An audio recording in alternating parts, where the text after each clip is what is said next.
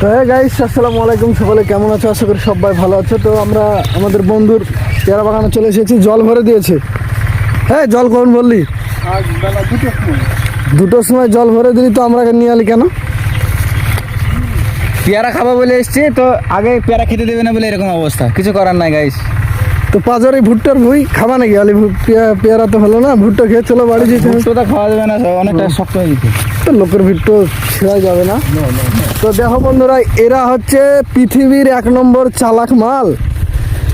এই পেয়ারা বাগানে একটা লাল শাক, ভেন্ডি, জই ঘাস, পেঁয়াজ, লঙ্কা যত যা সব এরা কিন্তু দেখো, চলো আরো সামনে অনেক বড় ভুই। তো পেয়ারা বাগানে ওরা কত আবাদ করছে, এই দেখো দেখো। আরে এই যে জমিটাকে এত কষ্ট দিচ্ছিস, তোর নামে কেস করে দেবো কিন্তু। আলে এটা আগা ওকে জিজ্ঞাসাবাদটা করতে দেও আমাকে, ও কি করে আবাদটা করেছে। কই বল, তুই আবাদ গাজি করেছিস তো তোর কটা খরচ হয়েছে আবেদন? দেখো বন্ধুরা, পেয়ারা দেখো, পেয়ারা আর 50,000 টাকা খরচা।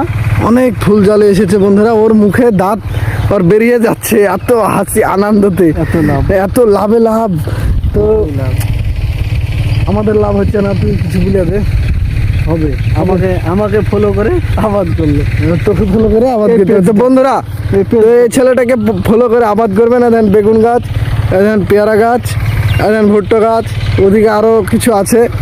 তো এবার ভালো টাকায় অ্যামাউন্ট ও আবাদে 2 লাখ 2 লাখ টাকা মতন হয়েছে।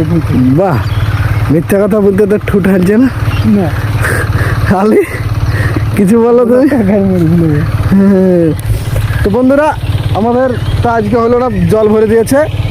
তো ভিডিওটা ভালো লাগলে লাইক কমেন্ট করে দেবেন। কিছু বলে তো লাইক কমেন্ট শেয়ার ঠুকে দিবেন সবকে আচ্ছা করে। তো ভালো থাকবেন, সুস্থ থাকবেন, টাটা বাই বাই।